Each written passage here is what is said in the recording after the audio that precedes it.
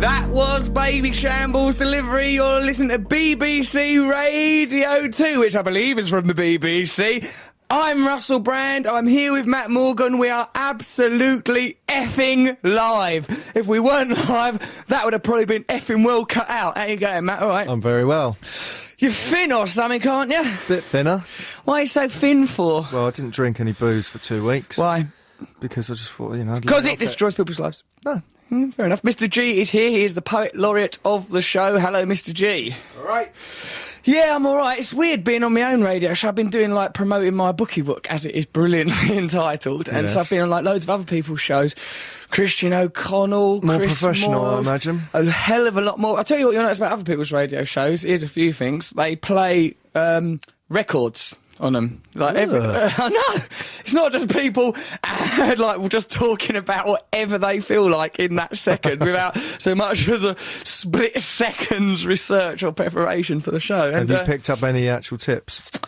Not really, mate. No, I'll tell you what I did like being on. Jamie Theakston and Harriet. Like, have you ever heard that? That's on Heart. No, I haven't actually. Harriet's sexy, mate. Yeah? Yeah, she is. And Jamie Theakston's nice. You want to give him a cuddle. I've met him once. I think seemed to be... He's really tall, isn't he? Ever such a great, big, long Taller than fella. you, is he? Yeah, he is. You want to give him a good squidgy cuddle. Chris Moyles, though, is like... I really like Chris Moyles. He's ever so nice to me, and that is why I'm now promoting Chris Moyles' books. Why not buy one of Chris Moyles' books? What books? I don't know. He writes books, doesn't he? Chris Moyles' Difficult Second Book. If you are one of, for example, the people that go on my beloved Russell Brand fan site forum, could you please... We've got a few missions for you today. This is going to be a hell of a show. There's quite a lot of missions. We want you... Here's a few things. I'll go on about it a bit more because sometimes Matt advises me against stuff like this and see what he thinks. But I like say that, Russell, that dear Chris Moyles, Russell was saying ever such nice things about your book, so that he is about it, and then Chris Moyles will go, he's a man that's true to his word. A manipulative man. Do you think I'm like a snivelling little rat, man? Probably hear of that. Someone will go, he's talking about you and telling his fans to email you. Yeah, well... It's not very genuine. I'm not a very genuine person. I'm a bit... Oh, God. Oh, God, Christ. I am quite genuine, though. You should see me on these book tours being genuine. It'll blow your bloody socks off. G will tell you. The book's pretty genuine, from what I've read. Oh, it's pretty genuine. If it's a book you're after for a genuine book, it's a good book. You come across very well in it. Yes. Have you took the time to read some? Actually. No, actually, I took the time to have some read to me by you. Oh, yeah, I remember actually doing that. Yeah, well, you come across very nice. Sometimes... I got very lachrymose and tearful writing that book sometimes. No, you didn't. I did, mate, sat in Tuscany. Sometimes, do you never do something like sit around thinking about what your own funeral will be like and go, oh, God bless me? Like, and get a bit sad about your own self. Like, I'd sit like, there'd be bits where I read about, like, for example, with Carl Theobald, my mate who's in Greenwing, a bit where, like, when I was thrown out of drama school, and I cried, right, when I got thrown out, and I goes, Carl's not a very sort of, he's a bit like you, actually, Matt. He's like, the same star sign as you. It's the only thing that makes me think horoscopes might have some truth in it, because a lot of my friends are Leos, and they're sort of like all similar sort of types of men.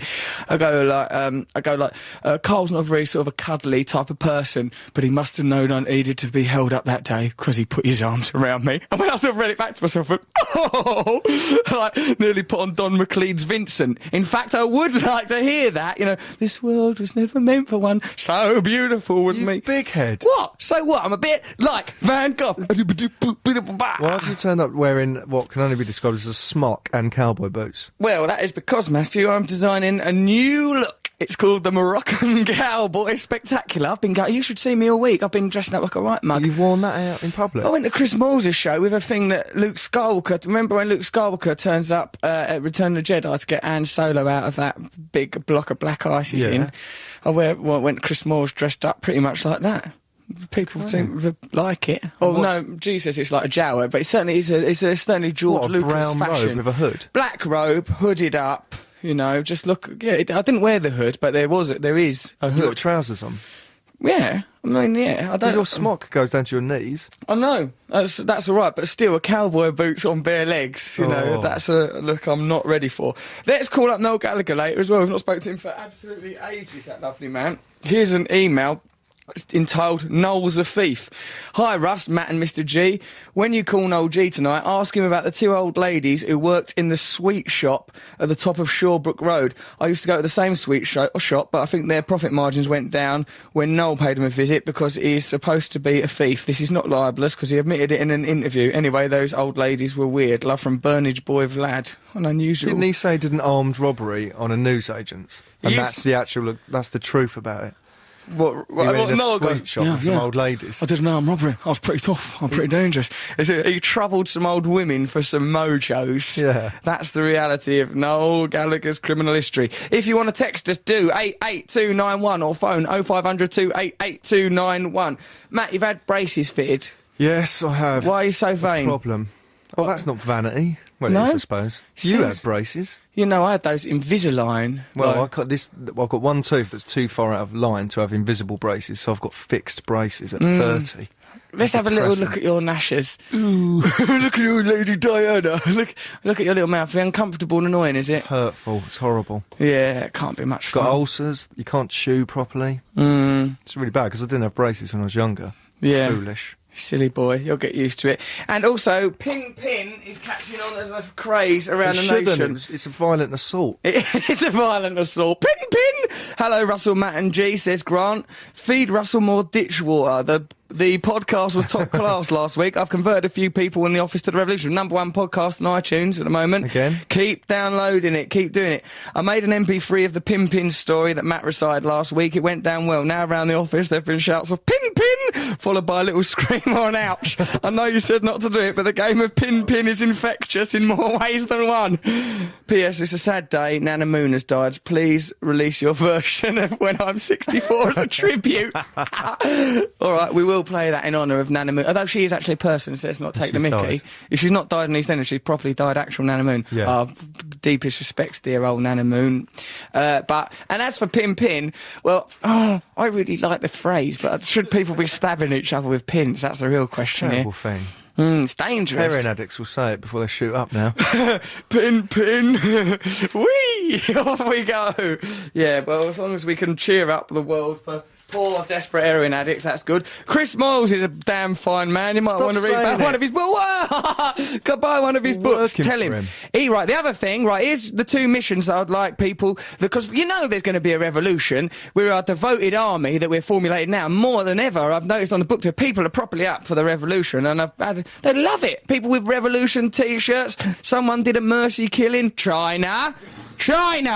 Right, OK, I've just looked on Google Maps, right, just to see if I could see any Chinese army in Tibet. I see one whole Chinese army right in Tibet. Get right out of Tibet. Don't look back. Get out of there. Get right out of Tibet.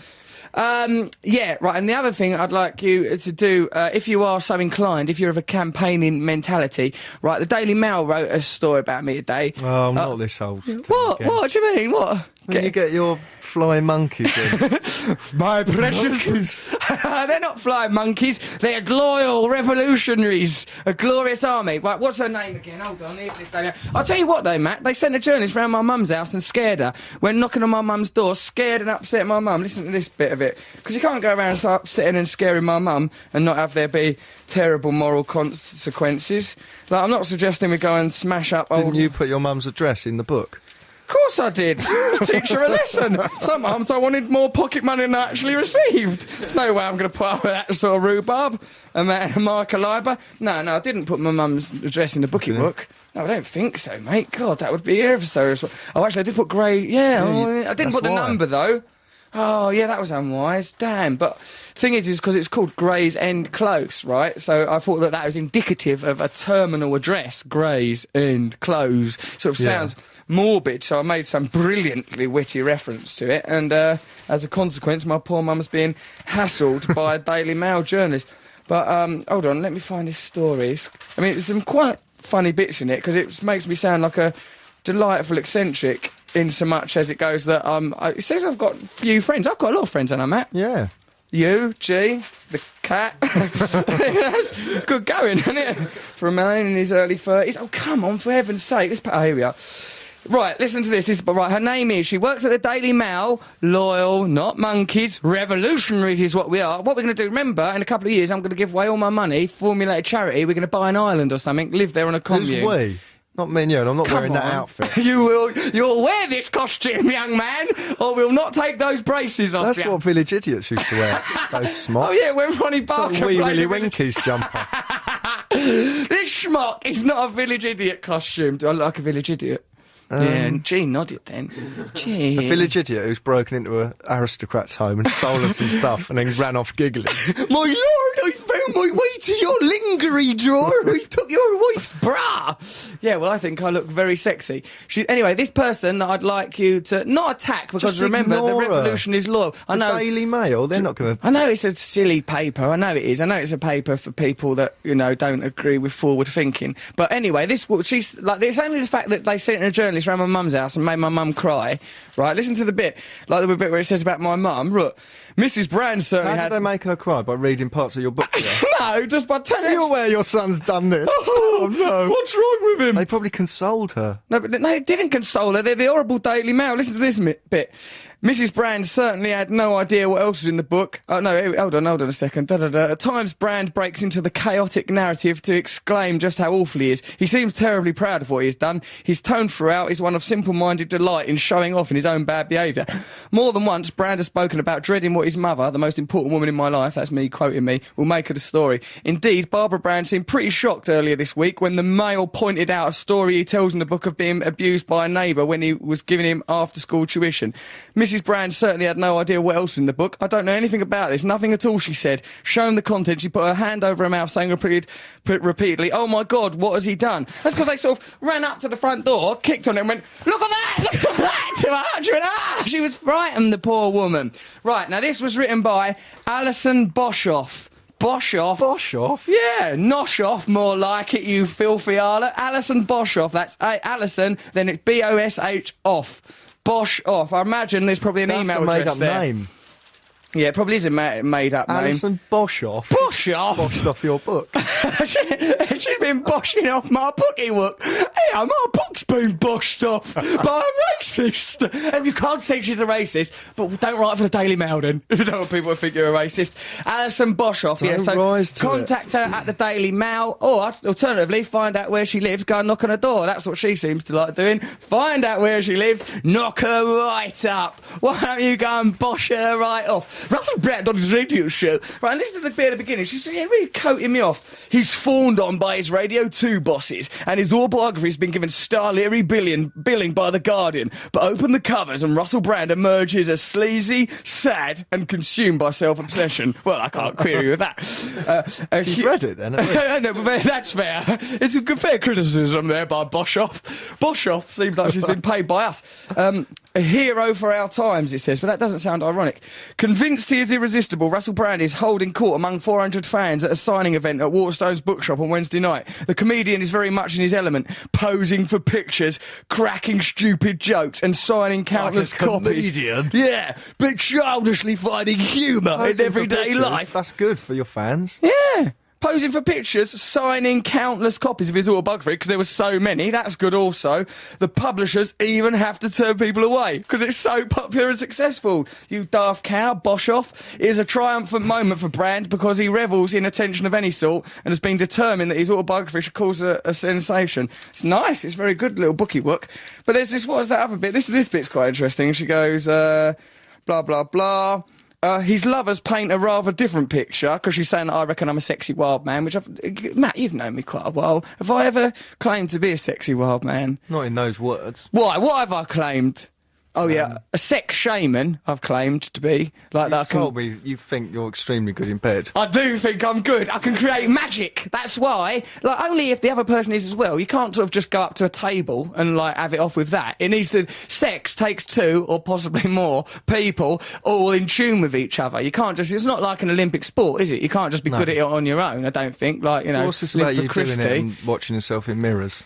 Well, Well, I sometimes like have a look in the mirror because I'm really good at sex, actually, because I watch myself in the mirror. and it's been brilliant. That's how I know I'm a sensitive lover because I look so sensitive when I'm staring past my sexual partner. Combing my hair in the mirror. The woman had left after 10 minutes. But that carried on. She didn't seem to mind. Well, she was in a taxi by this time, but I combed my hair into a very neat centre parting. I looked beautiful like a P.G. Woodhouse character. His lovers paint a rather different picture, and one which is considerably less glamorous. Without exception, they describe him as an oddball loner who pads around his Hampstead flat in a white dressing gown and slippers, talking only to his cat Morrissey. That's the only thing that's there. God. It was. How do they get this information? Well, I do that, don't I? I know. But I love that cat, and everyone talks to their cat. You can't just ignore him. That's ignorant. Pads around. And I don't pad. Do I pad around? Yeah. What do you mean pad? Describe that bit further then. It sounds like, well, pad to me means that you've got slippers on. Yeah. And you just sort of don't want to commit fully to your walk. To your next so just step. Sort of slide a little bit. Plopping along, meandering. Hello, Morrissey. I stride purposefully around my house like a and what's wrong pirate with a man? king. That's like going, oh, he's really loud and arrogant and horrible, and he's all quiet at home and talks to his cat. What's that? That's not painting a picture of an arrogant, piratical sex maniac walking round in a dressing gown and slippers. Apparently he doesn't know what to do with a woman other than to sleep with her. Imogen Thomas, a former Big Brother contestant who had a 6-week affair with Bran, no she never, it was a briefest of flings, said he had lots of mirrors around his bed and was chiefly interested in his own reflection. Well, sometimes in a certain light I can look pretty damn tasty. You haven't got lots of mirrors around your bed. Not now. One mirror over there, and then there's the armoire, of course. Oh, it's a delightful bit of furniture. That's got some mirrors Is that in the it. thing where the TV comes out of it? Yeah, once you press the old switch, yep. After the revolution, it's all going back. We're going to buy an island. We'll all live equally. I'm just showing off for a little while. I'll get over it, I promise. Then, listen to this. He only has a few friends. I got the impression he didn't like being on his own. He would talk to his cat like it was a real person. But a cat's not a pretend person, at any rate. Like real person is tautologist. If you really, you shouldn't talk to a cat at all. You shouldn't. Well, no, I mean, doesn't. If you're going to talk to a cat, you can't talk to it as it's a cat. Then you are mad. Yeah, You've got to talk to it like it's a little person. Yeah, right. Well, to not talk to it in a cat language, because that is bad. Imagine that. He meowed at his cat and believed that he understood it. I understand its cat language, you know. And then what it says here, another lover, student Hannah Gregory Soskin, said that Brand would say to Morrissey, have you had a nice night? Have you found any mice? I don't talk to you like that, like I'm a fairy tale wizard chatting to him. How's school, Morrissey? OK. Well, I've heard some very negative reports back from Hogwarts, and if this continues, you can expect a kick in the nuts, my lad. She added that he slept in a gum shield to prevent him from grinding his teeth. That's not a gum shield, that was my teeth aligners. That sounds like you sleep curled up in a huge gum shield. In case Frank Bruno comes! If it protects the gums, why can't it protect my entire body? When she contacted him after their encounter, he sent her a text saying, I don't remember you, can you send a photo? Well, I might have done, but that's a very good system for remembering folk. I would only do that to make sure there's no embarrassing incidents. And anyway, I think I'm 25 days celibate now. Blah, blah, blah. You think you are? Why? Would you sleepwalk or something? Well, sometimes I'll make some crazy decisions in the land of Nod. What do you want to do, listen to a record? Yeah, I see you pointed down at something. Yeah. All right. Well, what do you want to listen to? I want to listen to Safety Dance. OK, but coming up, we've got some interesting things. You can phone us on 0500 288 291. You can email russell.brand@bbc.co.uk. Remember, we're campaigning to make Chris Morgs know that we've been lovely about him and his lovely book, so that that duty is fulfilled. Is this so he'll mention your book a lot on his show? No, he's already done that, so I'm sort of paying him back kind of thing, because he was dead nice while I was on there. So and he goes, here, mention my book when you're doing a bit of publicity a day. But I was always in situations where I thought if I mentioned his book, like say you mentioned his book on Christian O'Connell's show, that's that's another breakfast show. So I thought, I didn't want to do it there. And then other situations I thought, hold on, I've got my own minefield, show. Isn't It's a bloody minefield. I went on Paul O'Grady. He's lovely. I could cuddle him to death. He's such a sweet, lovely man. He was kind about me. He was. Did you watch it? No. Why don't you watch me on the telly? How did I know that it was on? I don't tune into Paul O'Grady every day. Why? It's good. At the end of it, he goes, go on, have your enjoy your tea. Have your tea, love. I like that. He knows his audience are going to have their tea. What are our audience doing after this? Go on, you poor sick pigs. Go and have it off in a gutter. That's what we might as well say to our audience. Go and slither around like vibrant eels, you saucy bunch. I'll tell you who does listen to this show. Jeremy Vine and his missus. Jeremy Vine and his wife. laying in bed, stiff and erect and all over each other, slithering around in a Can you play a song? All right, we're going to play a song called Safety Dance, Men Without Hats, which I dedicate to Jeremy Vine, who I believe is having unprotected sex with his wife even now. Jeremy Vine, Men Without Hats, we're playing this for you. Russell Primary 2.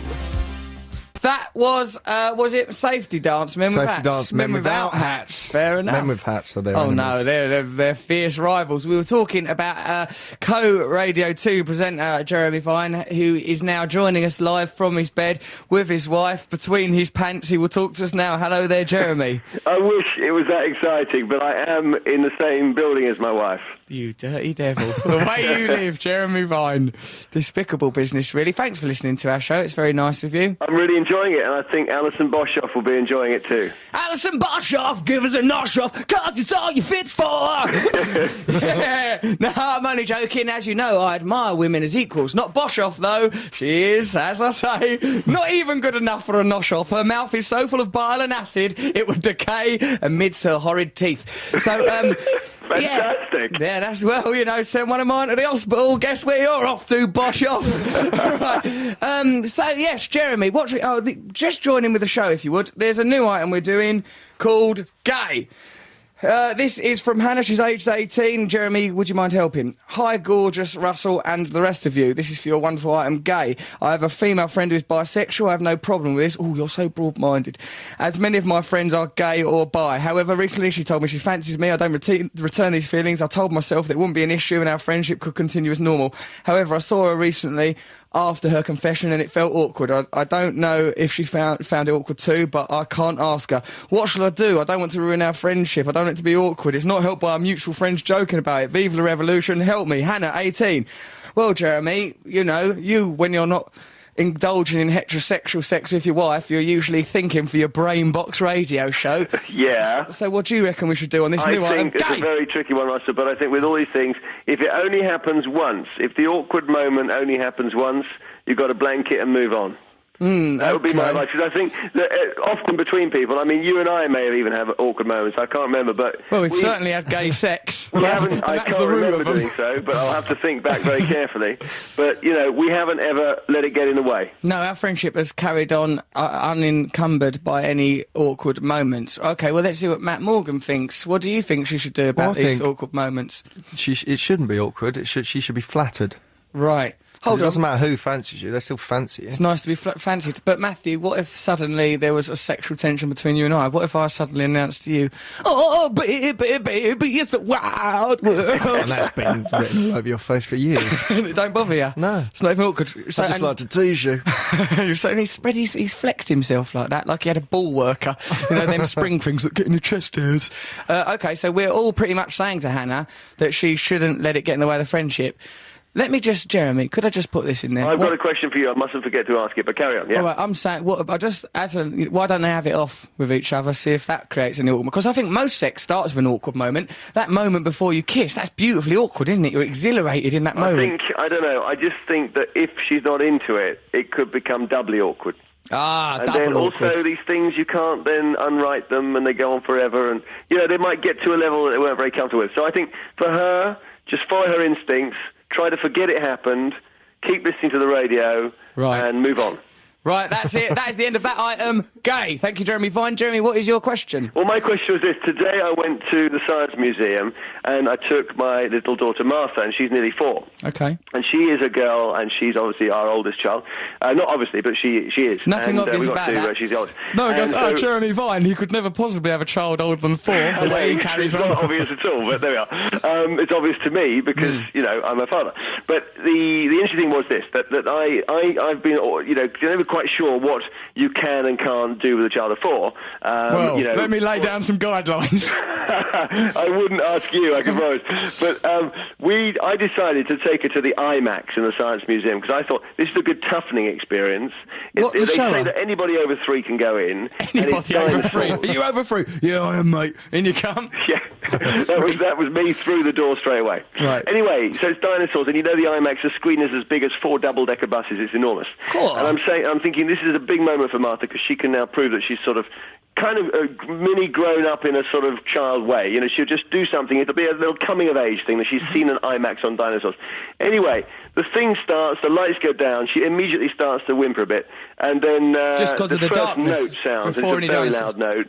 And we haven't even seen a dinosaur at this point, and all that comes up on the screen is this little word, a few little words saying, narrated by Michael Douglas. Right. And she bursts into tears and asks to be taken out. Well, what that could be is she might be worried that Michael Douglas's next wife will be even younger. She might fear that she was falling into the target area. She could have seen that, oh no, I'm not ready to leave Dad and the house, I'm so happy, I'm only 4. That's probably why it says over 3, so Michael Douglas can select you for his next wife. That had not occurred to me, but you have actually solved my problem there, because I was feeling defeated as a parent, because I had to take her out within 90 seconds of the thing started, and we hadn't even seen a dinosaur at this stage.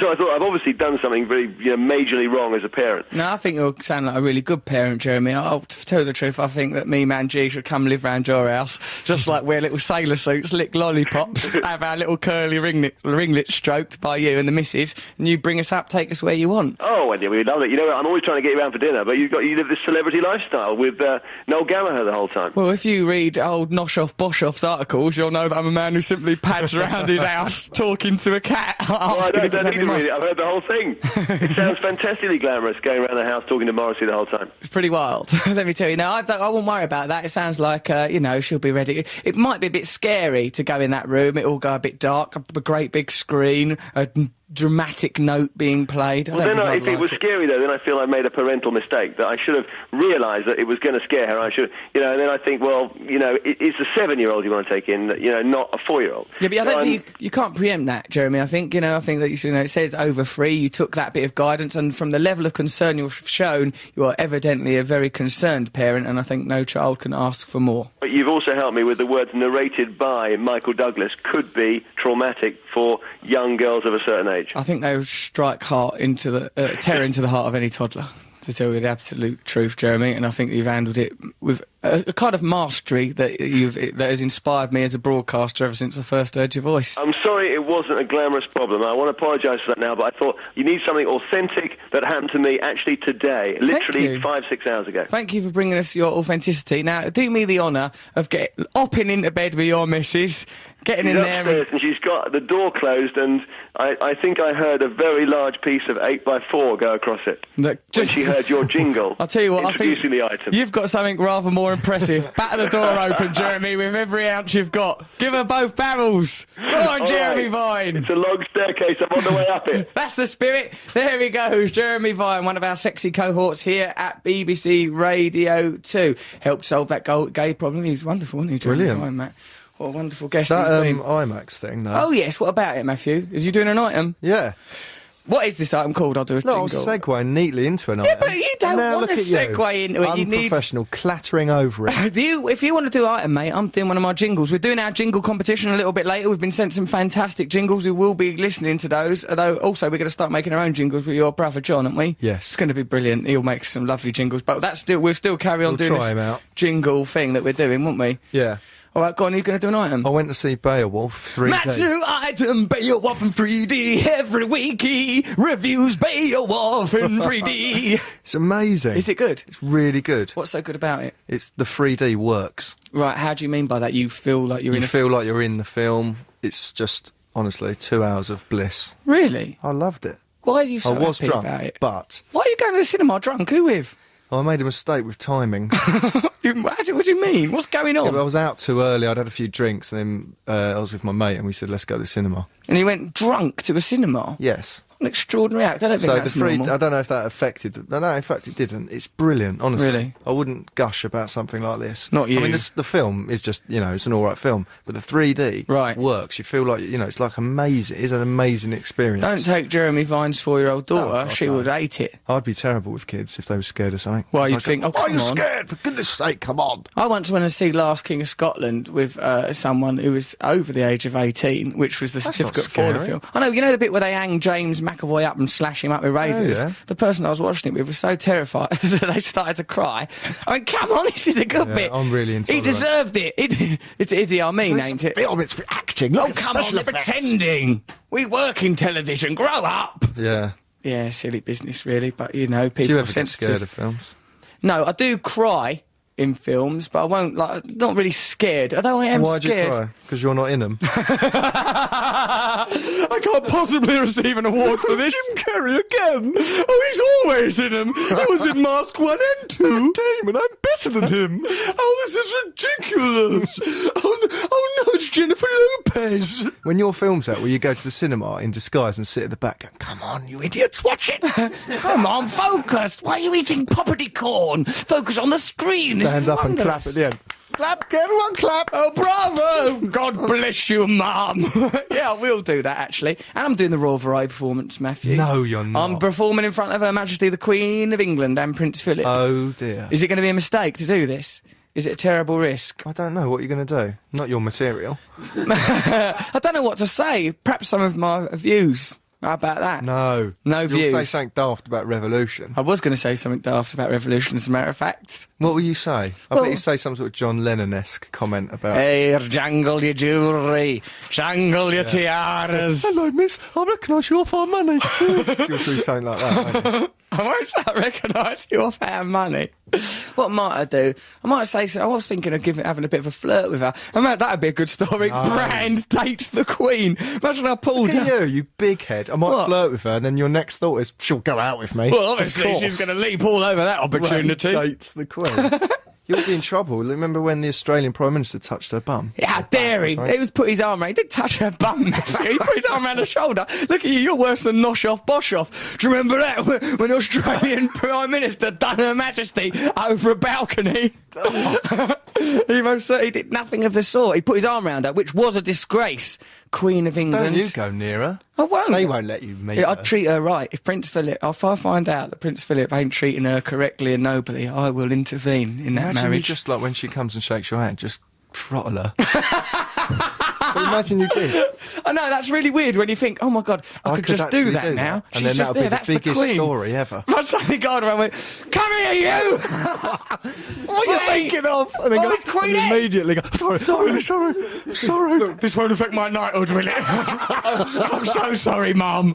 I don't know what I was thinking. Come on, give us a cuddle. Get off her. All sorts of people would just come on and jiu-jitsu you in the windpipe if you did anything like that to the Queen. I wonder what would happen, though. They'd beat you up. Do you think you'd, like, die in an accident?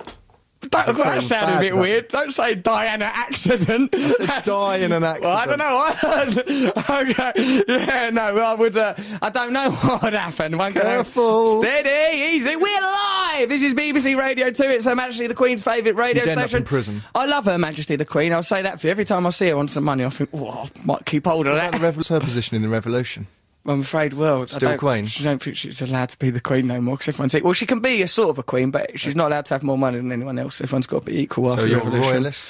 I don't mind it, but I just think that everyone has to... It's sort of, having a monarchy is against my principles of absolute egalitarianism, but it's good to have totemic figures. Although I said about throttling, all that stuff, I think she does a fantastic job. Oh, Matt, your OBE's well safe. You're like Sir Walter Riley, you are. Oh, you're vital cog in the wheel of the machinery. Russell, I saw your boots for the first time the other day. Don't listen to Matt, they're super. Love you, Russell, says Amy. Coming to see you in Leeds in December. Can't wait. Please read this out. I've read it out. A lot of people love the Roontoon boots. That's what I've learned on my bookie book tour. They're adored. But you can't wear cowboy boots with a dress. Why can't I? It's not a dress. Oh, that makes me think I'd like to listen to some... Can we have some Dolly Parton on this programme? What? Well, cowboy boots, dress. It's finally complete. The whole shebang. The whole shebang. Hey, go on, isn't it your mate's birthday? Oh, You yeah. want to play something for your mate? Yes. What is it, your mate, It's Matt? my mate Matt's birthday. All his family sitting around the wireless, are they, like during the war? Hopefully. Right, you lot. Now, This cop a is load a of this. song when he was a guitarist in my band when I was a singer. I've known him all my life. Matt's band. Can you imagine that? Don't go in the garage. Matt and his band are in there making a dreadful din. We used to do this song. Go on, what is it? Whole Lot of Rosie by AC/DC. And this is Happy Birthday. What's his surname? Cripps. Matt Cripps. Yeah. That's an interesting name. That's a gang, as far as I know. Bloods and the Crips in Bloods LA. and the Crips. You want to watch out. You better watch out. Happy birthday, Matt Cripps. Happy birthday. Happy birthday, Mum! Oh, Lord, Rosie, AC/DC. You listen to Russell Brand on BBC Radio 2. That's for Matt's mate, also called Matt, and your family. Happy birthday to you. Happy birthday, everybody. You're right, Matt. Yes. Why are you ringing up our agent asking him if he can stop development. Right, Matt lives near the building where our management offices are moving to. Now, I spoke to him briefly on the phone the other day, everyone, right? Listen to Russell Brand on Radio 2. He goes, the builders that are building a building around the corner from my flat. And by coincidence, this is the new offices of our management company. Them builders, they're like, this like strange, what did you describe them as? Like sort of like hippie builders. They're burning, they keep starting fires and singing songs. What are the songs they're singing? I believe in rock and roll. No, it was that, give me the people, free my soul. What, they stand around fire singing that? Give me the people, no, they don't stand around the fire doing that. Come on! No, I could hear, like, I was laying in bed, and I thought it was something to do with bonfire night, but it's gone on every day. You thought it was to do with bonfire night? Give me the free one to Guy Fawkes. Come on, Guy Fawkes. Give me the people, free my soul. Wanna get lost in blowing up Parliament, yeah. No, not the song. Right, well, you just thought the fire. Yeah. Right, and I was laying there, and then one of them was singing. I didn't mind the singing. Right. And then I shouted out. Why didn't you join in like Rocky? Because I didn't want to join in with them. They're not normal builders. What? What's wrong with them? They look like builders from another decade. They've all got long hair, and they're Australian. Long-haired Australian builders? Yeah. This is unusual. I know. Well, they're obviously doing temp work or something. But anyway. Something's going on. But every day, smoke comes into my bedroom from it, right? Yeah. So I shouted out the window, "Oi, can you put that fire out?" Yeah. And he went, "I'll have to ask my boss, mate." I goes, "I'll tell him." And then he went off, told the boss. I saw the boss, this little rat of a man, like literally go, like shake his head. He shook his head nonchalantly. And like wave his hands away as if to go, "Ignore him!" Like that. What the hell did that irk you, mate? So badly. And then they put pallets, right? They were burning materials for building, right, which is illegal, because I looked it up on the internet. Oh, you're and such then a I phoned boffin. the council.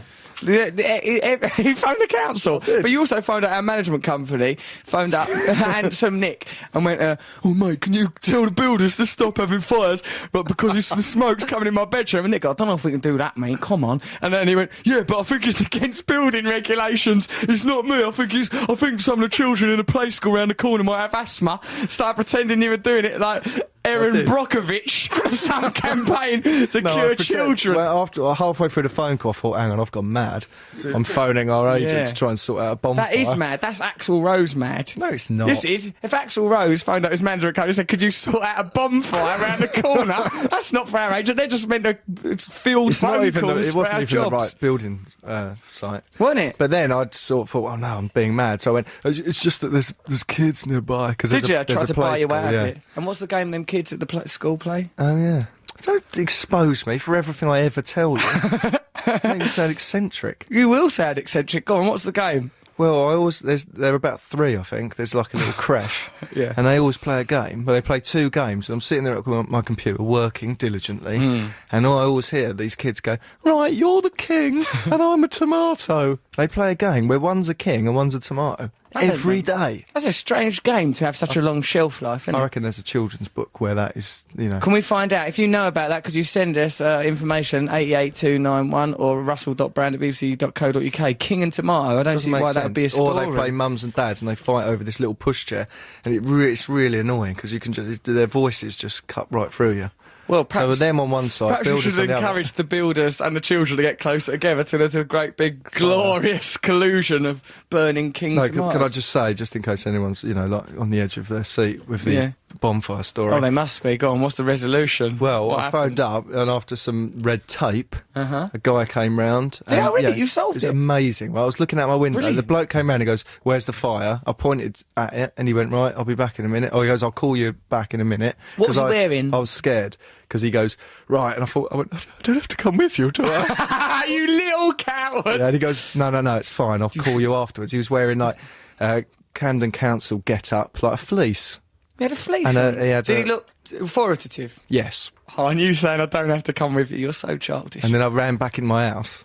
And then I watched out the window. Did you peek through? Listen to what happened. I couldn't see the bloke, but I could see the builders all sort of going, "What's going on?" Give me the free miles. What? And one of them, a little tubby man, ran. But one of the man was talking to him, and they'd been going, "We ain't got a fire. It's not our fire." A bloke, big fat bloke, ran over with a spade and beat the fire out. And I was looking out of my window, going, "Ha! Well, yeah, look at it.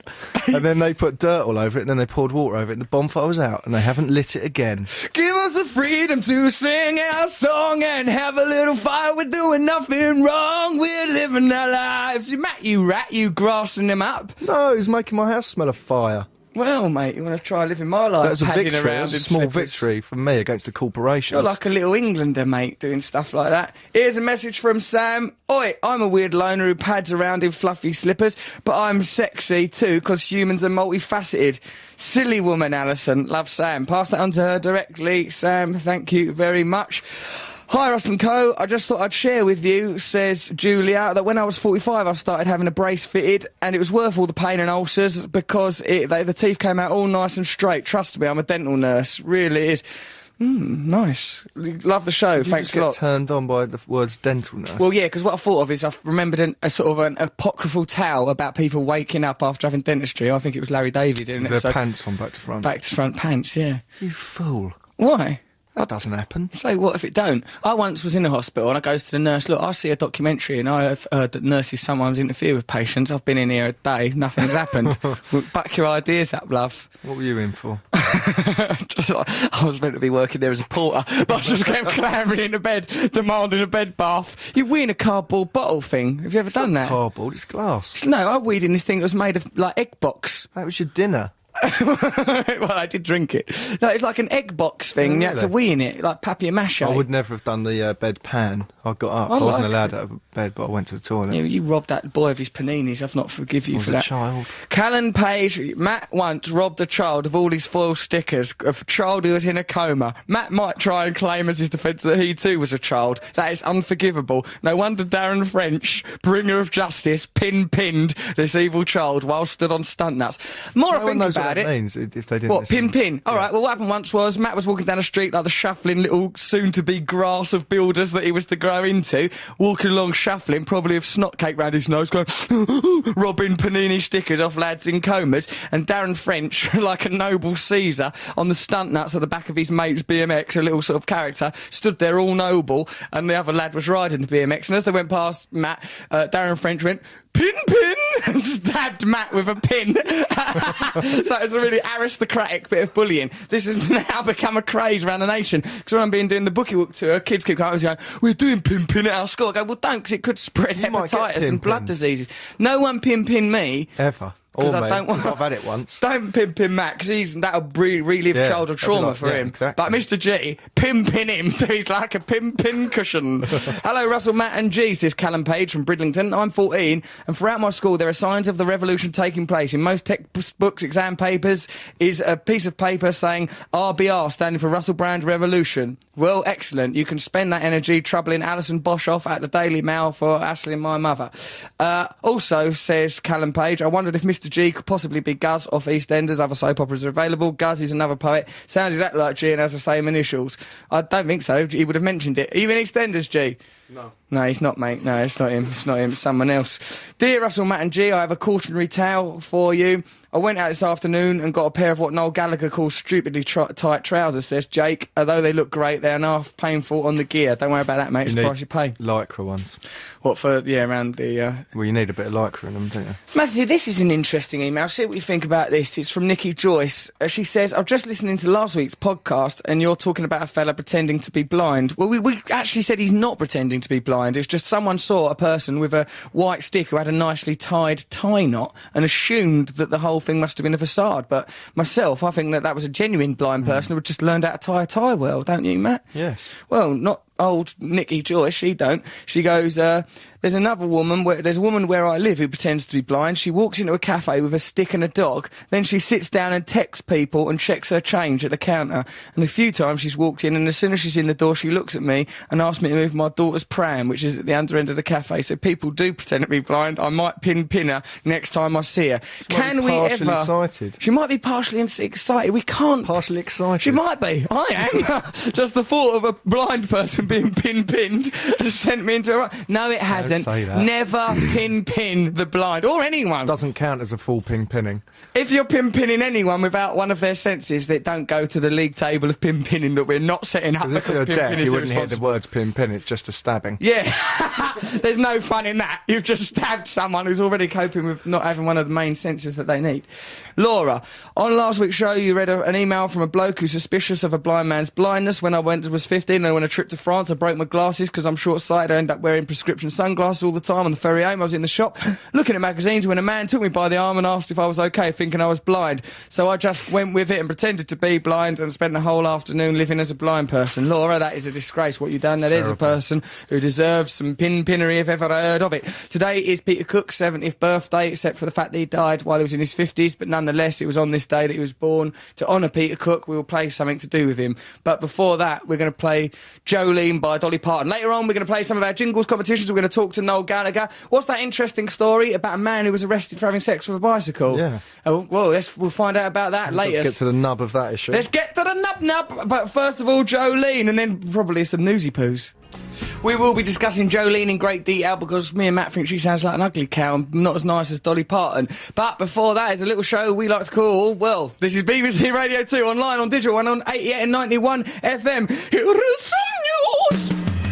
You're listening to Russell Brand on BBC Radio 2. We just had some newsy poos. After that, it was Slade. What are they saying? Mama, we're all crazy now. Yes. Are we all, though? Well, apparently. I've asked that they're just singing something that's insurmountable and simply untrue. You can't support such a statement. Hey, Russell, my name's Jolene, and I hate the fact that I get that terrible song sung to me all the time, as Jolene sounds as if she's a right slag. That's obviously from someone called Jolene. We can only assume. She doesn't put her name, but she said earlier on she was called Jolene. Well, she hasn't done anything wrong in the song. Has she not, Matt? No, the Has bad Jolene person not is the boyfriend. Is he? Because Well, he keeps muttering. Well, let's get to the bottom of this. We've got the lyrics here of Jolene, and you can get the lyrics yourself. And if you want to join in our new item, Judge Jolene. Right, go on then, Matt. What bit interests you? Well, for a start, yeah, she's got ginger hair at that bit there. She's got ivory skin, and she's got eyes of emerald green. Yeah, right? Ivory skin. I don't like the sound of that at all. I was in Morocco the other week, and there was so much ivory for sale in this shop. I can't believe there's that many real elephants in the ivory? world.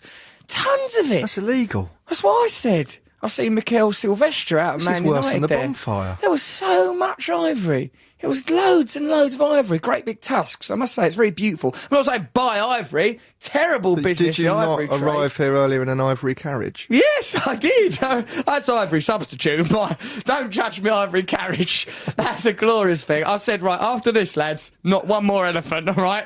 But just build me a lovely, luxurious ivory carriage. I'm against the ivory trade, obviously. But yeah, it was astonishing how much ivory there was. It's loads of it. Well, come on then, focus on this. Jolene's made out of ivory. That's already illegal. And she's got emerald green eyes. I don't know. She just sounds a bit pale. Well, she sounds all right, but right, why is Dolly Parton just giving up on like talking to her man and going, "Excuse me, why are you talking about Jolene?" Why don't you mention it to her man? He's there in the bed. Yeah. Jolene could live anywhere. And why she like Jolene? Oh, please don't take my man. You easily could. Yeah. And then she says he means a lot to me. Well, he can't be very nice. He sounds like a pig, this geezer. And also, Dolly Parton's fit. Even at her time of life, lovely. She got nice boobs, is what I'm saying. Yeah. So whereas Jolene, there's no mention of what her boobs are like, except that she's ivory. They might be like horrible tusks. But listen to this: you could have your choice of men, but I could never love again. Oh, Jolene, leave him. Dolly Parton's. Dolly's got a terrible crisis of confidence. Unless this is from the point of view of someone that's not Dolly. Female John Merrick. Jolene, don't go. John Merrick wouldn't care. He's so lovely. If you did take his man, he wouldn't give him monkeys. Yeah, just be grateful. Oh, take him if you want, Jolene. Kind of you to even consider it after I've touched him with my admittedly perfect genitals. Your smile is like a breath of spring. Your voice is like soft summer rain. Difficult to understand, that would be. And I cannot compete with you, Joe. Yeah, fair enough. Well, all I'm saying is, the onus, you're right, Matthew, the onus lies with the boyfriend of Dolly, as opposed to Jolene, in this instance. Look at this bit. I had to have this talk with you. My happiness depends on you. It's not really a talk, is it? It's not a talk, it's an ode. It's a song. Don't communicate with people through odes. Just get out there into a car park and slug them in the guts, Dolly. If Jolene has orange hair, white skin and green eyes, I bet her face looks like the Irish flag, says Neil in Barnsley. But that is a beautiful and noble flag, Neil, and I can see the attraction. Hi, Russell. Russell and Matt said at the start of the show that you hadn't drank for 2 weeks, yet you went to see Beowulf drunk. Shout at him for lying. Yeah, Matt, because there was 2 pig. weeks of no drinking. And then a drunken trip to Beowulf. Why did you do that? You had 2 weeks off drinking, then got drunk out of your brain and went to see Beowulf in a cinema. That's how I live, baby. That's what kids do. I don't pad around my house talking to my cat. Oh, you all right? I wonder if we should go and see Beowulf. Oh, a bit of a sherry first. I'm living on my nerves. I've emailed you before. Last week you talked about Darth Vader and how wonderful it was. I thought I'd let you know that they couldn't use the man in the suit's voice because he was from the West Country. We know about that, my love. We could talk to him if you wanted to. He was the Green Cross man. Thought you'd like to know, says Ellie Stock. Well, yeah, Dave Prowse. Yeah, he's a well-known fella. But yeah, Ellie Stock's only 15. To her, that'll be a new gem of information. You get. Why am I get? Oh, she's only young. She doesn't even know that. Oh, how sweet. Oh, how absolutely charming, Ellie. Oh, snug in the woolen cotton brains of infancy. There you are. Letter to Boschoff. This is from someone calling themselves Russ fan. I think I'm pretty safe reading this out. Their whole identity is built around liking me. Thank you. I think it's sad that you should write such terrible thing. Oh, look, they've sent a copy of a letter they're writing into Alison Boschoff. Let's have a look. I think it's sad that you should write such terrible thing about Russell in your column and harass his mum when Russ is such a kind, caring man who has been to hell and back and rises like a phoenix from the ashes. So please give up your bitterness and engage in some counselling to help turn yourself around and see the light of love. Russ wants to show love to everyone, so I will send you actual love to show that Russ fans are better people than you give us credit for. Please stop and consider what you are saying before you rip into Russ for no reasons. It takes courage to write a book such as Russ's Bookie Wook, where he faces his demons and slays them, is now moving on. I wish you actual love and blessings. Well done, Russ fan. Not my words, but the unbiased views of Russ fan 101. Thank you, Russ fan, and all of you on the Russell Brand fan site forum. Oh, and you turned up with that written down in your hand. Oh, look at this. Oh, bosh off, nosh off, you silly old sod. Yeah, no, that's from a genuine, lovely That's quite fan. a mature reply. Very mature, because it's loving and decent. Much more mature than my puerile attacks on the journalist simply doing her job. Do you reckon the editor says, we want a hatchet job on Brad's book? Who's going to write? Bosh off, you do it. And she goes, oh, but I don't really care either way. I quite liked dance floor trout. Yeah. No, bosh off. Go against your instincts. Or do you think she goes, I read that book's rubbish. I've written this. Print it if you want. If not, don't nail it to his door. Kick his mum's back door in it in any way you see fit and stuff this story up here. Dear Russell, I had a dream last night that you cut your hair off and tried to sell me a TV licence. It was frightening. Have a nice evening, Jenny. Well, in a way, I suppose I do, because like the TV licence does go to paying the salaries of myself, Matt Morgan and G. Does Quite it? right. Oh, Of course it so does. With BBC. licence, yeah. We pay our licences, though. I like the BBC. I don't like the way that people are trying to destroy the BBC. I'm up for it. Leave the BBC alone. It's a good thing, isn't it, the BBC? Brilliant thing. Come on, get behind it, you squares. After the revolution, can I have one of the Queen's tiaras? Love and cuddles, Laura. No, the Queen... Maybe, I don't know. We'll think about it. We might not want tiaras. We might just crush them up into a drink. This is from Nick in the Midlands. Russell, I know you're proud of your boots, but do be careful. The only time I wore a pair myself, my boot went through a ceiling. Oh, come on, grow up. Boots going through ceilings. I had to pay 200 quid in damages to the owner of the ceiling, and they didn't talk to me again for a year. That's from Nick in the Midlands. It's been a while since we've had boot-through ceilings stories on this show. Oh, those were the days. Right, time now for a little item I like to call the news. Radio 2. Bike sex case sparks legal debate. The case of a man convicting of simulating sex with his bicycle has sparked a debate about human rights and the privacy of an individual. Internet message boards have been buzzing with comment about the case of Robert Stewart, 51, from Ayr. He was reported by cleaners at a hostel, unlocked his door and found him engaged in a sex act with his bike. Stewart was put on the sex offenders register, which some posters said was an overreaction by the sheriff. Well, OK, firstly, sex offenders register. OK, Sutcliffe, here. West, here. Must be a bit weird to have a sex offenders register. And a sheriff? There's a sheriff now. Scotland, isn't it? Fair enough, then. Well, should people... How would you have sex with a bike? Well, hang on. There's a The saddle. discrepancy here, because he goes, he was simulating sex with a bike. right? Or having sex. Well, yeah. Well, you can't be if you simulate sex with something, then that's not a sex crime. Yeah, to simulate. Oh, yeah. Are you having sex with that? But good Lord, no. Sorry, this is simulating a mime. Oh, well, jolly good. It was very convincing. I'd like to present you with a rosette. Where would you like me to stick it? Why, if he's in his room and the cleaners came in and saw him doing this, he can do what he likes in his room. On your own in a room. The bike isn't exactly going to pedal off and cry about it. You don't know, Matt. When that bike grows up, it'll probably have psychological problems. It wasn't a tricycle, it was a bike. Yeah, grown-up bike. Did it have stabilisers on it? Because if it had stabilisers on it, that's disgusting. That's just safe sex. Yeah, that's out of order. If you want to have it off with a bike in the privacy of your own home, go wild, I say. I've never done it with any... Have you done it with an inanimate thing, ever? Yeah, remember when I had to have sex with that thing for our show? Oh, yeah, you had sex with a fake female genital. Yeah. Didn't you? You liked it. Hold on, you didn't have to do that for our show. You told me to do it. Did I? Yes, sure and then you said, and when you finish with it, send it round my house in a cab, which I didn't have the courage to do. In a cab, imagine it just sat in the back of a cab with a cigarette between its lips, going, I don't think I'm ready for this. I've been passed round. What would my mother say? Yeah, so hang on, but what if someone's using a sex toy in a room on their own, and then someone comes in, you can't go, simulating sex. On that poor sex toy. I hope you've got its consent. Yeah. It's not fair. He hasn't done anything wrong, I don't think. I'm right behind Robert Stewart, although I wouldn't dare to have my tyres pumped up. Stewart was put on the sex offenders register. Yeah, that's not a sex offence. Stewart admitted a sexually aggravated breach of the peace by conducting himself in a disorderly manner and simulating sex. There's nothing wrong with simulating sex, is there? As well as being put on the register for 3 years, he was put on probation for the same length of time. More than 1 million people have read the story on this website, and it's been hotly debated on forums elsewhere. One contributor asked, what next? Would they have done the same to a woman with a sex toy? Yeah, of course not. Exactly. But a bike's not a sex toy, really, is it? Take the saddle off. Unless yes, quite rightly, yeah. And then you could have a piston attached. But I don't think that's what he was doing. No. Oh, maybe he was. No. I got the impression that he was the active partner. He was aggressing between the spokes. Spokey dokey, picking up. Sorry. Well, apart from the fact that the sex toy was manufactured for the purpose and the bicycle wasn't, I really don't see the difference between the two acts. Another blogger, which sounds perverse, said, I'm more disturbed by the sheriff's ruling than by the act of having sex with a bike. Sounds quite funny, sex with a bike.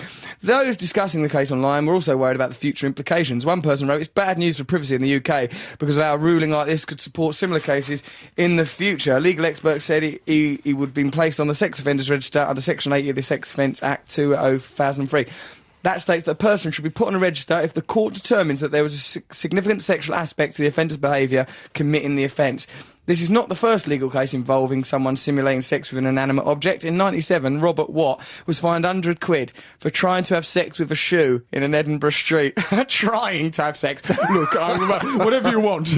I'll buy you a drink. Would you like to go to a hotel? I must say, your laces look absolutely lovely. I'm not interested in your back, Wolf. Try not. If you can't succeed in mating with a shoe when you want to, for God's sake, get some tips off a website. Shoe, I can at least visualise that. Well, yeah. Yeah, because a bike, what is the bit you're having the sex with? It must be the saddle, Matthew. No, I think he might spin the wheel.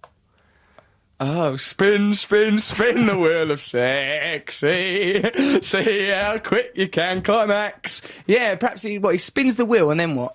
He puts his... He should have used a roller skate. If you look, mate, that's the real problem here. If you want to have sex with some wheelie vehicle, why not use a roller skate? Why not fill up a wheelie bin with heels, get inside and just push yourself down a hill with no trousers and pants on? Yeah, that would have been better. In 2002, listen to this, old Robert Watt, the old filthy pig. In 2002, the same man was arrested for simulating sex with a traffic cone in front of a crowd of people. Simulating sex. Yeah, but that's what sort of thing people do when they're drunk. Pretending to have sex, unless, I suppose, he was naked or something. Yeah, well, I don't know. Yeah, because if he was just grinding against it, like Prince or something. It's very weird, isn't it? Well, the bike thing, these are the questions for me. How was he simulating the sex? I mean, like, whatever he was doing, I think if there's not another person present, you're alone in your room, no one's getting hurt or being hurt at any stage. They came in after knocking loads of times and went, oh no, and he carried on. It says here, they knocked on the door, there was no reply. The accused was holding the bike and moving his hips back and forth as if to simulate sex. As if to simulate it. Look, I'm trying to simulate sex here, so... But then he could just go, come back later. About. Yeah, well, I think he's handled this badly and needs to get a better lawyer because don't sound to me like he's done anything wrong. Earlier this month, sentences were deferred on a teenager, Steve Marshall, who admitted simulating sex on a pavement while drunk. This is an epidemic. Why are people just simulating sex? Why don't they have sex with each other or be like me, celibate? Perhaps we should Still talk celibate? to... Yep, 25 or 26 or 27 or something days. I'm doing ever so well with that. We could, if we want to, Matt, guess who we can talk to? We can talk to some woman who's a sexpert. She's an expert on sex. What's her name? Matt will know. I don't know her name. Nick's going to announce it in your brain in a second. Oh, yeah, okay. Go on, what is it? Bracing myself for that. Pam what? Pam No, we're not getting that, Nick. He can't. He's meant to be the expert. Dr. Pam Spur. Right, why don't we talk to Dr. Pam Spur, ask her these questions. Aren't I great? That's not a question, actually. Say this statement. Aren't I great for being celibate for 25 days? Or whatever it is. And then say... how would you simulate a bike? Yeah, what's the deal, man? And then later on, I've got to do something because a friend of mine asked me to do some PR thing for something to do with loss adjustment or money or something. Well, that'll be exciting. It's going to be a wild ride. It'll be interesting. But yeah, let's get this person up there. What are we going to listen to? All right, now we'd like to dedicate this. What's his name, Michael Eyre? Robert Eyre? What's his name, this poor sexy devil with his bike? Robert Stewart. Robert Stewart, mate. We'd like to dedicate this song to you. God bless you. Bicycle Race, that's by Queen. You listen to Russell Brand on BBC Radio 2. We're dedicating to that poor fella. All he wants to do is have it off with his bike in the privacy of his own room. I don't know, what kind of society are we living in? Well, let's ask a genuine sexpert, Pam, who has written a book, Fabulous Foreplay, The Sex Doctor's Guide to Teasing and Pleasing Your Lover. Pam, hello, dear. Good evening, Mr. Brand. Hello, well, you already sound quite sexy. We've barely said a word. How's I'll it tell going? you, you've just interrupted me stroking my pussy goodnight. Hold I've got on. an early call tomorrow morning to record a TV programme. Listen, love, the Queen listens to this radio show, so don't come on here with a pun that if it had been coming out of Molly Sugden's mouth 2 decades ago, I'd have slammed a frying pan into it. No, now, come honestly, on. I was stroking my tinker goodnight, just like you would stroke your cat goodnight. Well, fair enough, my dear, but now listen, we've phoned you for genuine grown-up adult sexy advice. Okay. Now, I'd like you to give it to us. Firstly, aren't I good being celibate?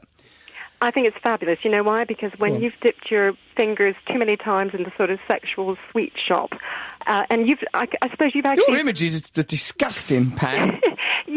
I think you've really dived into the sweet shop. That's what we should say about you, Russell. It's a good thing to take a break. Is it? Yeah, celibacy, it kind of gives you breathing space to learn to feel again, Russell, because we know what sex addicts get up to. They get up to all the physical stuff to try and fill that emotional hole. Oh, the emotional hole has got to be filled with a bicycle wheel. Exactly. You cannot fill an emotional hole with physical things like sex. So it gives you that time to start actually reconnecting with your emotions. All right, Russell. sex pot, I gotcha. Now, what about this? No, I agree with you entirely. That's why I'm doing it. Now, what about this bloke having it off with his bike? There's nothing wrong with that, is there? Well, whatever floats his boat, as long as he doesn't end up in A&E, I suppose. Even then, who cares? You know. Well, it might be a bit plaster painful. And go home. Yeah, but that's only his willy or bum or whatever it is he's having to go out on his bike. So there's nothing wrong with it, is there? Well, there's nothing wrong with it until it becomes just a pursuit and there's no pleasure left.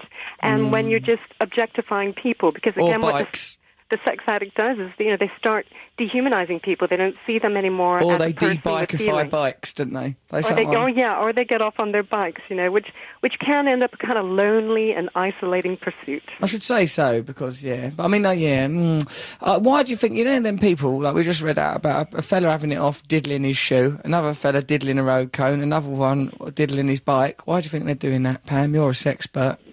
Well, people choose all sorts of inanimate objects, i.e. sort of fetish objects, to have sex with. And it may just be that something is handy to them, so for some reason their bike is the only thing that they can think of putting their willy in. Or it could be... Where would you put your willy on a bike? You're an expert. Well, one of my brothers is an A&E doctor, so I know from his experience that, if you take off the rubber... Do they have to have sex with a bike as part of their training? Well, no, they have people who come in who've had sex with a bike and got stuck. So hold on, where have they done it? Pardon, hun? So, well, if in your brother's experience, where have these people had sex with a bike? Where's the point of contact? Because they can't think of anything else. But I know that. But practically, where did you put your willy? In the bike handle. They take the rubber handle off. Russell, you've got a brain. Yeah, I know, all right, but I've not had sex with a bike. They don't teach it at school. Bike handle's too I think small. people get incredibly That's the spirit, creative when son. they're lonely and they basically want to masturbate. And they think, well, I'm fed up with my hand. I will look for some object. Well, to here's some advice. use. Vacuum cleaner, Exactly. a melon, Shampoo bottle. humans, other human adults. Exactly. Shampoo bottle. Yep, I've heard that one too. They're too narrow. Oh, these. No, I suppose that's why. If these people have got these thin, spindly willies, we might as well have it off with your bike or matey. I'm only going to do it with Mrs. Matey. I'm not going to do it with Matey. I ain't a pervert. Okay, Pam, come on then, so give us some genuine, because we've been a bit pure on silly, give us some genuine sexual advice then, but not saying that sounds too, when people talk about sex in a spiritual way and it's all a bit, come on. No, give us a bit of well, I advice. suppose if you're talking about celibacy, I mean, that is a choice. So someone has decided they need a breathing space in their life and they need to actually learn something about themselves and how they relate to other people rather than just using sex to relate to people. So that's a good thing. But a lot of people don't come to that point. They haven't had, sexual relationships that are damaging or sexual experiences that are damaging. So instead, they may decide to, just simply experiment with their partner, which is why I've written my new book. Fabulous foreplay. Pardon?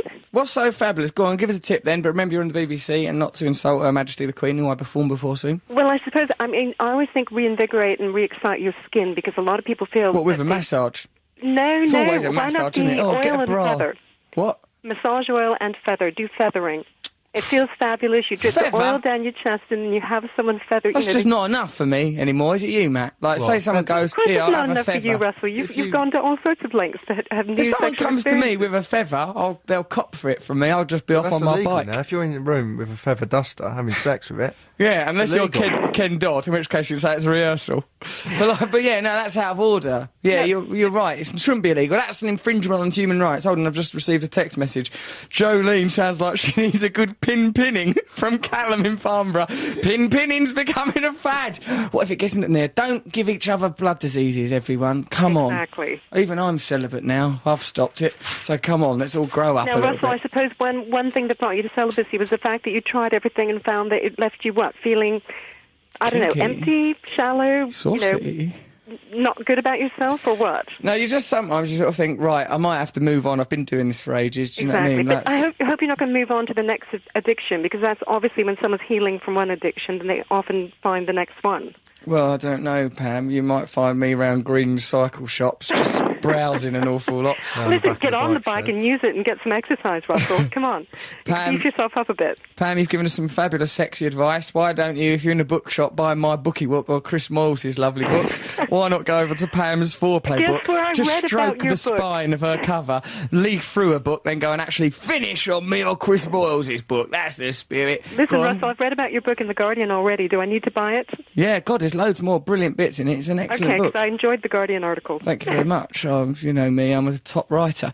Now, time for Pam to stop talking now on a Exactly. new item called Ta-da, Pam, you sexpert. It's lovely Goodbye, talking to you, Mr. darling. Brand. See you later, my love. That was Goodbye. bye, darling. Bye. Nice bit of foreplay with Pam there. What was your face? You did some funny faces while Pam was that's on the old blower. school foreplay, feathers and stuff. I know, for me, unless no one ever says anything about sex, you think, oh yeah, that sounds like a laugh. Fluffy handcuffs. That's Well, actually, thinking about it, we've thought some good ideas. Like you once said, lay on your stomach and things like that. And then when I first learned about the world of spitting, that to me was a real please. breakthrough. Well, it was, in an adult sexual what's relationship. your new fetish? Wearing clothes that don't go together. I'm going to wear an astronaut helmet and stilettos tomorrow. I like dressing up I'm like one of those books where it's like an acrobat at the bottom and then a ballroom dancer in the middle and a gorilla's head. How do people become sexperts? I know, it just must be They just reading. start talking like that. Yeah, just talking a bit more than it. I mean, she seemed like a lovely lady, Pam. Well, thank you, ma'am. But someone like McKenna. McKenna's over in this country. We should trouble him, Paul McKenna.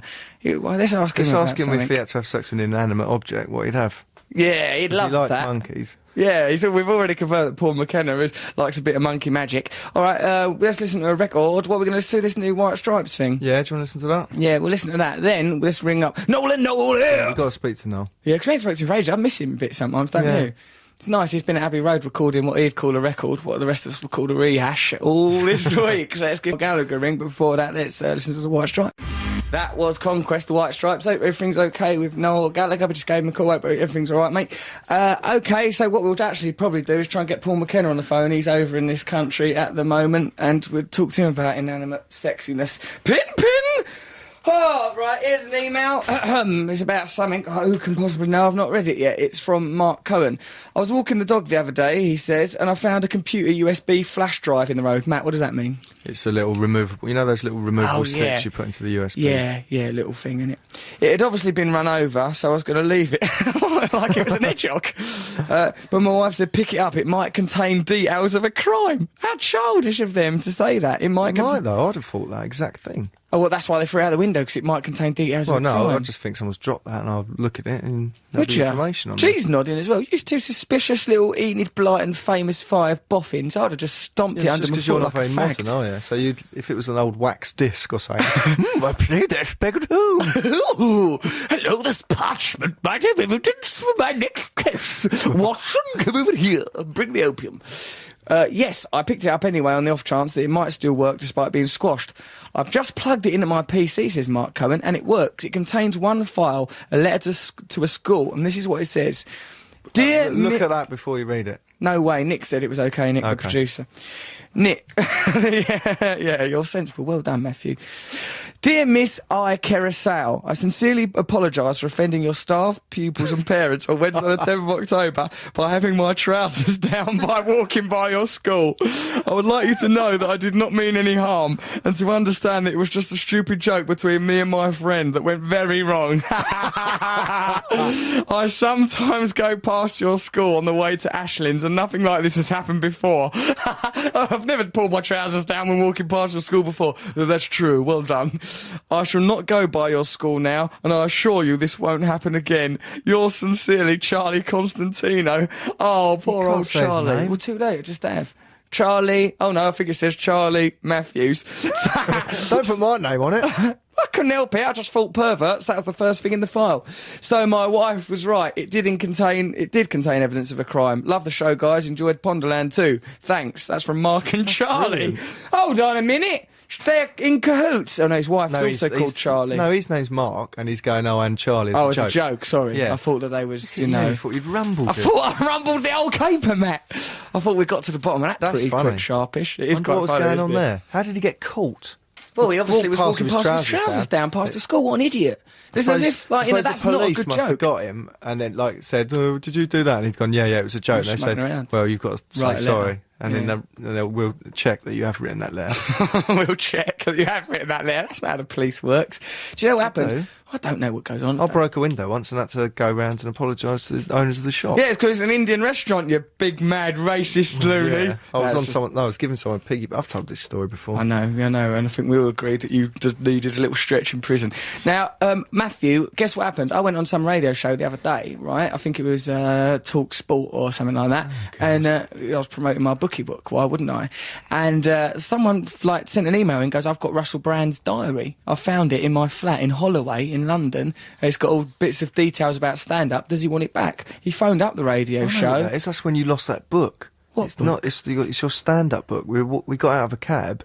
You were doing a gig. Do you remember years ago? Yeah. It was in Highbury in Islington. Yeah. That's what that book is. Hey, can I have that back? I've forgotten Nick at my agency here as well. Where's the details of it? And also, Matt's worried he thinks that the council should get involved in just picking up his bins more regularly.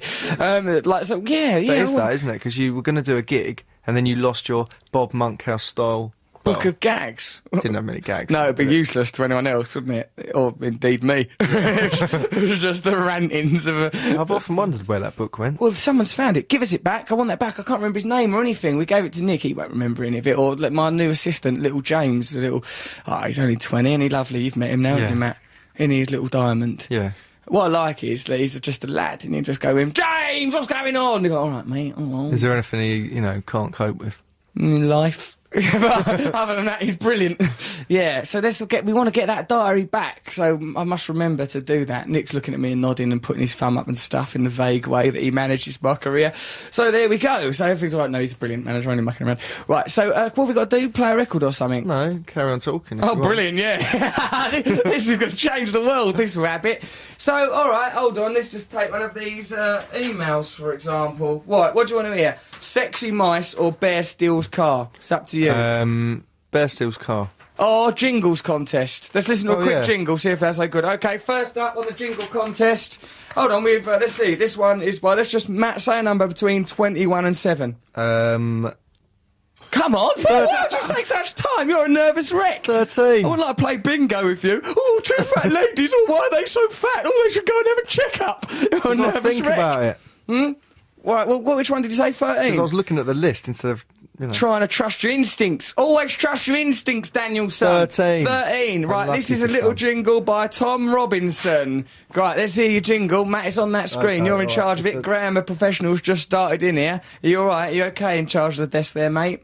Yeah, or is it bothering you because you've got a brace now? I've got a brace now, I can scarcely move. I can't eat in a restaurant because I'm at Morgan and I've got a brace. I can't eat in a restaurant, I feel too embarrassed. I can't eat in a restaurant unless it's soup, and then I clean my teeth straight away afterwards. I'm glad it amuses you. Why don't you get a toothbrush, carry around everywhere in your top pocket? That's what I've got to now. Have you? Yeah. Where is it now? Well, I've eaten today, so I don't need to eat. Oh, you're such a wreck. What about the other day when he goes, my eye's gone pink? Why's your eye gone pink for? Is it still pink? No, well, look at them. Lovely, aren't they? Look at those peepers. Again. Oh, you're a handsome boy. Come on in, jingle number 13. Okay, ready? Come on in, you hypochondriac. There were 3 of us in this marriage. Russell.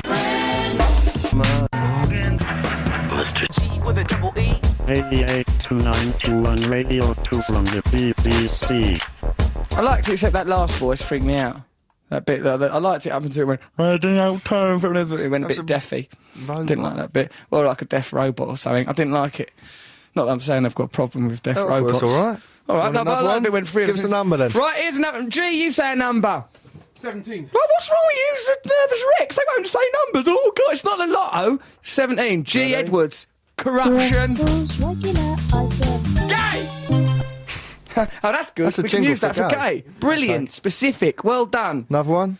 Yep, that's from G. Edwards, that one, and I think we'll use... Hold on, there might be something about gay. That's right, play that jingle again, the gay one, by G. Edwards. Russell's regular item. Gay! Hello, time for my regular item gay now. This is from James Benton in Essex. It sounds really professional, doesn't it? Dear Russell, Matt and G and Mr Nibs, I suppose, that little idiot. I'm 18 years old in my last year of school. I didn't think I was gay. I'd had a few relationships with girls across my early teens. Across them? How's that? It's like his early teens was an expanse and he had a relationship across a girl like a navigator. But over the past year, why is he looking down at his life like a shaman? He's amazing, this character. I found myself more and more interested in my best friend. Well, you know, try living my life, the pink-eyed idiot that he is. It's a story that has just been read out before on the show. I know, but it's getting hard for me to take now. It's not just a crush, it's love. Oh, you poor thing. And I feel like it's becoming an obsession. I can't tell my friend because he's straight, but I desperately want him to know how I feel. It's making... What? Because he's a bike. Just, you know, just see how it goes. Go for a little gentle ride round a park and then perhaps a cycling holiday across Europe. See how it... I desperately want him to know how I feel. It's making my last year of school unbearable. Help. Oh, darling. Well... Gay! Well, we thought about it, James. It's just 1 or 2 tips that we've come up with. Listen, mate, you'll find someone. It's probably just because of the proximity to your best friend. You feel like you love him, and probably you do, but it might not necessarily be a sexual love. It's just because it's a new, burgeoning sexuality, and it's quite natural that that affection would attach itself to that which is parochial and local to you, but that might not necessarily mean... This is actually bloody good advice I'm giving you. That might necessarily mean... Yeah, but he's going to need a thesaurus to get through it. Of course he will, but he's bright as a button, this lad. He's the new Quentin Crisp, I'm sure of that much. You get yourself up here, James Benton, and we'll fix you out of all sorts of big, imagine big father figure gay lad, a big bear, big brusque fella, big airy like Pluto. Hang on, he might just be confused. You'll put him in some disgusting club with amyl nitrate up his nose. Right, son, go on, do a line of that now. Oi, Pluto. It's disgusting. Listen, it don't matter. He's only going to have it off with one gay bloke, see if he likes it. It's his mate. Yeah, but That's what he's worried I was just about. in love with one person. Oh, right, sorry, okay. Yeah, but I was saying, have it off with another gay bloke, see if you like that. He's in love. Yeah, but he's not experienced proper gay culture yet. He might fall in love. Imagine he meets some real up-to-date, No, but the thing cool is, gay he's in love geezer. with that particular bloke, so he doesn't want to go and do Yeah, but anything remember else. my brilliant advice. I'm saying that might just because that person's local to him, so he's attaching feelings of love to that person, you know. But if he meets an array of new brilliant gay men, he might think, oh, actually, I love them much more. If it was me, I'd try and broach the subject with him a bit and go, oh, gays, eh? Yeah, but you do that with me quite a lot. Oh, do you reckon you'll ever do anything gay, Russell? You I'm ask me. always trying to make you admit you're gay. Well, I'm not gay. Oh, listen to it. Arc at him. Or maybe I am. Russell's regular item. I hope that was helpful, James. It turns out I'm gay now. So come up here, I'll sort you right out, son. Yeah, just give it a little bit of time. I think heed the advice of Jeremy Vine, because he's much more sensible than us. He's got children, takes them to cinemas, worries about stuff. So I reckon just take it easy a little bit, sunshine. Think about your feelings a little bit, give it a bit of time. There's no rush, is there? Don't be embarrassed anyway, everything's going to be all right. You sound like a beautiful, clever little fella to me. So that was my new item, gay, I mean. Right, now time for another number to be named. Matt, think of a number. 16. 16, OK, that's just because you're attracted to 16-year-old lads because of the last item, gay. Right, now time for a jingle by Sandy Bodyford. Sandy. Listen to what Russell Brand knows. Saturday nights on the Russell Brand Show with Matt Morgan and Mr. G on Radio 2. It's the BBC. Nighttime from 9 to 11. It's a 2-hour block of radio heaven. Oh, Sandy, that's touching and lovely. Think of her in a room somewhere singing our names. That's moving. I like it. What's your problem, Morgan? Sounds like a protest song. Yeah, it's probably a protest against that kind of ignorance that's put people who love their bikes in jail. Nice. Lovely, wasn't musical. it? Right, I'll name the next one. Robert Penny, number 18, Matt. Let's have a listen to this jingle. Go on. Oh, wow, this is brilliant. Got some interesting facts. Sounds horrible. Got some interesting facts.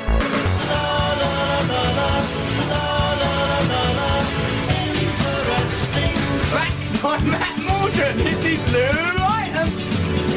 Sampling a Morrissey song for interesting. That's the new. Have you got right? Do an interesting Pay fact. money to Morrissey then. Don't worry about that. Morrissey will be all right. He's my mate. I love you, Morrissey. Go on, Matthew. Do an interesting fact because the jingle's just played. What? Well, your I jingle's can't just respond played. under Do that a sort of fact. pressure.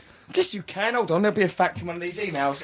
Here's one. Right. This is our new item. Interesting facts. Do your jingle. Do your jingle. Oh, God. Come on. Goes Right. on for about a month. Got some interesting facts. Got some interesting facts. That's you. Got some interesting facts.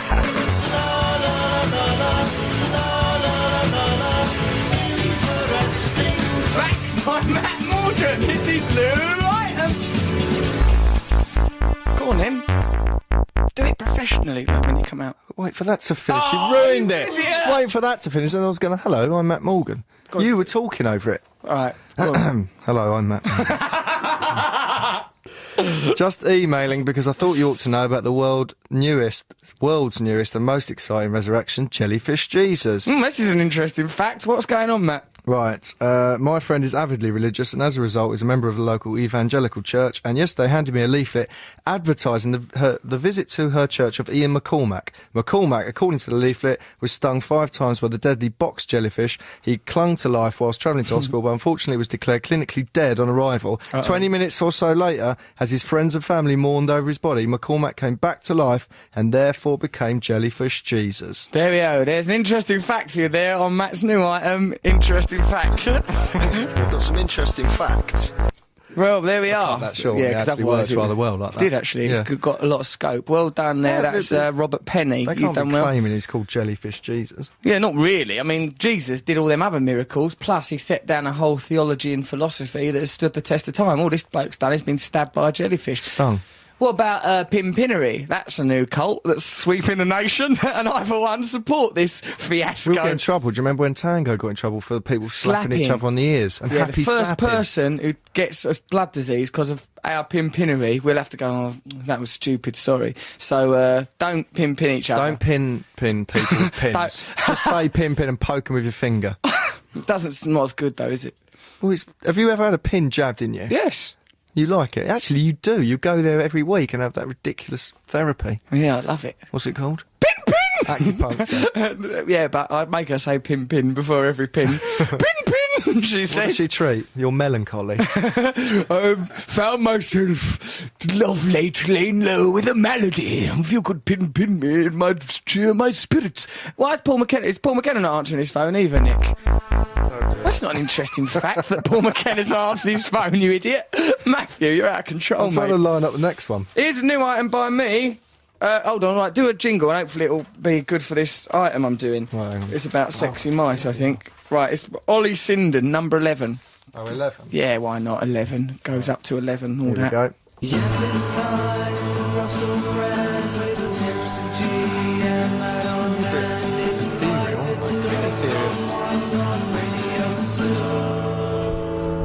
Very ethereal, hello, that's my new jingle for my item, Sexy Mice. Hello, Russell, Matt and G, says Phoebe from Devon. I heard on the 6 o'clock news that scientists in a lab in America have created a genetically modified super mouse that has extraordinary athletic prowess. It's fairly impressive. Another quality they've weaved into its DNA is the ability to retain a rigorous sexual appetite well into old age. The scientists claim that this is a magnificent medical breakthrough. After working in the lab all day with nothing but a company of chemicals, one can wonder why they treated these little mice in this sexy way. What perverts. Well, OK, Phoebe, you're right. Yeah, what's the point in turning on mice all day as a job? Because if you can do it to a mouse, you can do it to a man. Yeah, but Charlie Chaplin, he was well turned on until he was really old. That's why he walked so daft. And he was old. Well, he was having it off well into these late... Men get turned on all their lives, aren't they? It's not like you're not going through life going... Yeah, but imagine that... Why aren't men more turned on? It might be even worse. It might be like some sort of Tom Jones figure, but even more angry. I don't want randy old men troubling me, do you? Why would they trouble you? You're such a big head. Because look at me in my lovely Moroccan costume. Moroccan costume's all ripped under one armpit. It's because of me punching the air in triumph. Nothing more foul than hairs coming through cloth. Yes, there is. A man having sex with a bike while being pimped from behind by a sexy mouse. No. That'd be alright, wouldn't it? Never going to happen. Never going to happen. Bear steals car. Police in New Jersey say a black bear is suspected of stealing people's cars. Well, that's racist for a kick-off. It could have been any type of bear. This is from Johan. He says, Officer David Diehard, that's a made-up name, that's influenced by the film Die Hard, found the vehicle by the side of the road in the Vernon Township. David Diehard. That's ridiculous. And Christopher Total Recall. Their boss, Peter Mission Impossible, said you've got 48 hours to solve this case. Police spokesperson, Detective Sergeant Terminator said, he said it was a bear because of all the bear hair inside. Oh. Bear hair. Imagine having a load of bear hair in a sandwich. Bear hair. Hey, judging from the bear hair, there's been a bear hair. Everything you say sounds the same. Police say the bear was probably attracted by sweets left inside the car. We've had animals break into our house, said Dr. Talk, but this is the first time we've ever had an animal take a car like this. Well, there you go. Take a car? Kind of took it, can it? How can a bear get in a car? It just wants a lolly, and then all of a sudden it's driving cruising off down the highway. Toad Hall. Yeah, it's a ridiculous accusation to make. OK, well, now, why hasn't none of you made a jingle for Mr. G's poem? And make your jingles a bit shorter for a start. A bit more punchy, less ethereal. Less ethereal. It's because of you doing your stupid When I'm 64. Yeah, I know. I've really influenced culture with that. In a way, I've started a movement, haven't I, with When I'm 64. People, when documentaries are made in the future about 2010 and the sort of music that was around at the beginning of this millennium, I say, well, of course, Russell Brand's seismic watershed moment, when I'm breathing a song out. That. Oh, here we go. Yeah, there. Just pause a moment and consider. Then a moon. When I get older. Healthy. She's a real person. Yeah, but she doesn't say Alfie. That's the character. Yeah, that's true. We can. Alfie. Will you still be standing me? I'll never get over Valentine. Birthday. How can Alison Boshoff have a go at the man who sings this song? If I've been out till 2:45, would you What'd you say? lock the door? Will you still need me? Will you Paul McCartney still feed me? It's going for enough aggro, ain't it, poor sod? 64. I always think it should go like that. Probably put his divorce. You should go quick now. Ding, ding, ding, ding, ding. So I'm not so bothered about my missus doing over my legacy now that I've heard Brand diddling with when I'm 64. Right, turn it off now. That's for you, Nana Moons. And sorry about that. God bless you and that. Now, G, we'll do a poem now. Do us a punchy jingle, a bit more punchy. Listen to other if you're going to listen to another radio show, try old Chris Moyles, or perhaps read one of his brilliant books, or send him an email. What are you shaking your head at me for? You've been all over him. So what if I make a friend in showbiz? So what? What's so wrong? All I've got is you and a cat. You're promoting his books. Good. Get mine first, though, and half good. Right, now time for the Poet Laureate of the show. Why? It's Mr. G. Still finishing his homework on his way here. Mr. G, yeah. All right, Matt. Half five. Okay. This poem is called The Truth. If truth be told, sometimes we put the truth on hold to enter a magical realm which we can truly mold. So could you be bold to bike ride and lose control? If a sports racer delivers your paper, surely a penny farthing is irrefutably gold. Or platinum. Witness the madness when a presenter and his co-host simply don't know what's happening. Captivated by the mirror, enraged by the male, cajoling poor Jolene, singing builders are sent to jail. So get a hold of a truth, here's what you should do. The Jellyfish Jesus is coming, we're ready, are you? Woohoo! Pin, pin, pin, pin. Well done, we're live. Pin him for the mistake. You did a mistake. Pin, pin, Mr. G. It's the only way you'll learn. Pin, pin. He's been pin-pinneried. Pin-pinnery, pin-pinnery, pin-pin-peroo. Right, OK, this programme's nearly over. We've got a couple of minutes, haven't we? You right, Matt? Yeah. Right, what have we got to do? We'll just round up the show. Thanks, Jeremy Vine, for coming on. It's lovely to him. Jeremy Vine, imagine him now, he's all tucked up with his missus. The kids are sound asleep. Tim Vine is Jeremy Vine's brother. Isn't that the most ridiculous fact in the world? Yeah, it's odd, isn't it? Really? Yeah, honestly, it's true. Look, Nick produces his show as well.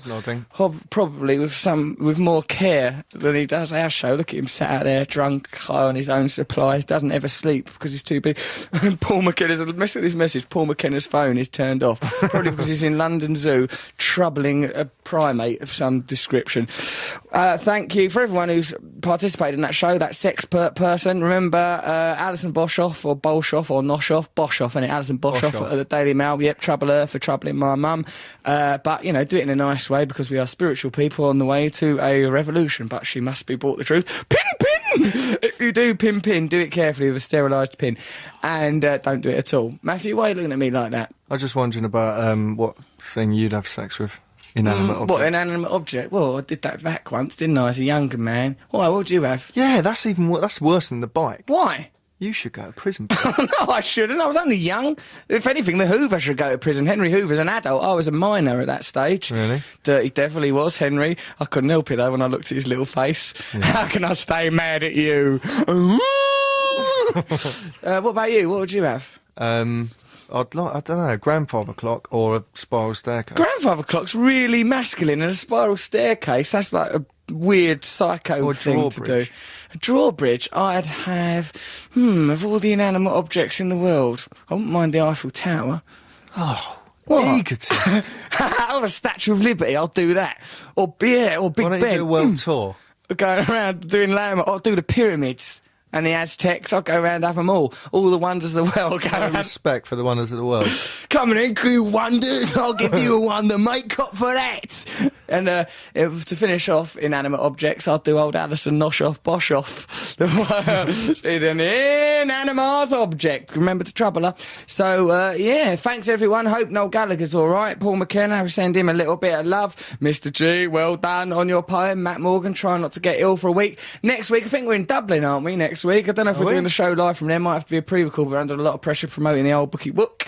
And, send Chris Moyles some emails. Tell him how nice we've been. And, is there anything else? China! Get right out of Tibet. Get the hell out of there. You've got no business being in Tibet. You've got a bloody great big country of your own. Tibet's country. It's only a little one. Come on, give them a chance. And I think that's about it. It's probably time. Oh, no, let's wait. It's not actual time for some newsy poos yet. Keep sending your jingles. More specific, punchier, it is time for bloody news. jingles. Oh, it is time for news. I'm loving this feeling. It's hold on. This is not. I mean, the whole Tibet thing. Yeah, do you remember Where that? did that come from?